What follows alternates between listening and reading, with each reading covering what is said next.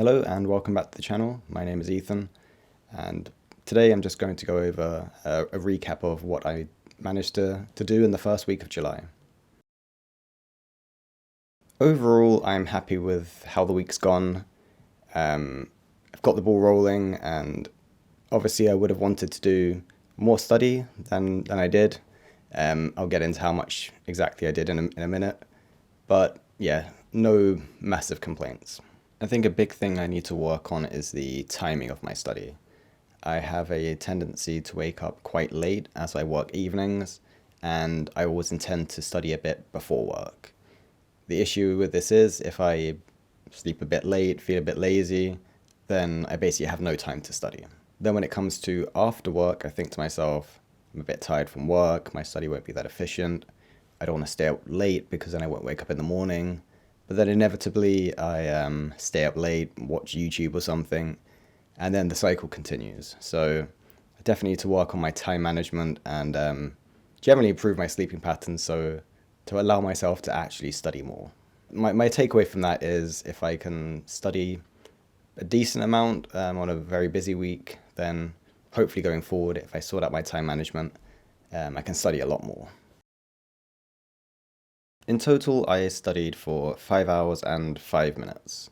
Now that's definitely not as much as I had hoped for going into this week, but I did manage to study every day, and as the week's gone on, I definitely feel as though motivation and momentum have been building.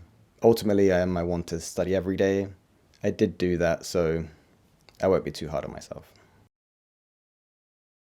In terms of what I actually studied, Duolingo I studied for 3 hours and 9 minutes. LingQ I studied for 1 hour and 34 minutes. And Netflix I did 22 minutes. So with LingQ I'm trying to make my way through the mini stories. And they are essentially a collection of short, graded reader style stories. And yeah, I think it's going well so far. It is more or less trying to kind of rack my brains to see how much vocabulary I can actually remember, and some of it's coming back and becoming a bit more familiar, but the grammar is something I definitely need to refamiliarize myself with. Some basic things I am starting to remember, but a lot of things I'm actually seeing a good amount of crossover with Duolingo. So yeah, I feel as though my general comprehension is improving a bit slowly. At the beginning of the week, I could definitely see a big contrast when compared to my Swedish, as that is the language I've used most with LingQ. And it was, I guess, kind of disheartening. I'm used to going onto the app and being able to pick up most things that I want to read and be able to read it. And with German, obviously, it's been very slow progress. A lot of having to kind of deconstruct the sentence and look at each phrase as I go along and try and piece things together.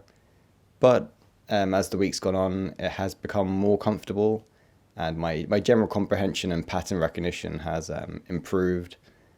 And really, it's about managing expectations. I've spent well over 100 hours over the last year or so reading in Swedish on LingQ, and German I've done just under 2 hours, so it'll come in time, and I just need to stick to it and have faith in the process. Duolingo has more or less gone as expected. At the beginning of the week, I was mainly recovering things that I had studied back in 2020, and this did start to become a bit repetitive, and it wasn't the most fun activity in the world. But sticking to that, by the end of the week, I have come across new constructs and new vocabulary, and it's become more interesting again. And I just need to keep that in mind if I want to be able to do the interesting stuff going forward, like watching TV shows and reading books. I have to earn that. So I have to put the work in now, improve, and stay consistent, really. The main takeaway from this week for Duolingo really is that it has got more fun as the week's gone on, and I'm actually looking forward to it going into next week. At the beginning of the week, like I said, I was kind of thinking to myself, this isn't as fun as I remember it being, but that was mainly due to recovering things I had already studied.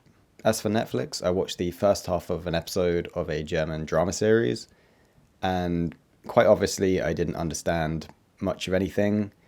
I could pick out a few words here and there and could um, generally understand what was going on through context, but obviously I have a long way to go. But comprehension wasn't really the main purpose of this exercise. The main thing I wanted to do was gauge my level in terms of reading speed and even just kind of picking out sounds while listening, and mainly to use it as a reference point going forward. Hopefully, in a few weeks, I'll be able to start watching shows when I definitely know more vocabulary, which is a big part, and also just generally understand, improve my reading comprehension. So, hopefully, in a month's time or so, I can look back at this and definitely feel the contrast. As for the tone of the drama, it didn't feel dissimilar to a Swedish drama, actually, especially in terms of the humour. So once I improve a bit more and can get a bit more from it, I really look forward to maybe doing that next month or so. My goals for next week are essentially doing more of the same. I am not really at the level to be introducing new things for more variety and more excitement. I just need to lay the groundwork and, yeah, kind of mainly build up consistency. I guess the main goal, and probably a reoccurring goal, is going to be study more.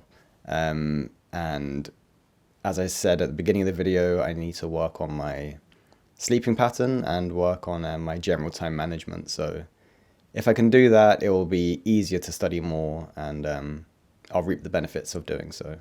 But yeah, overall, no massive complaints. I'm just happy being back and making update videos. It's a good way to reflect on what I've done during the week, and yeah, helps hopefully help me stay consistent. But yeah, see you for next week's update, and yeah, bye for now.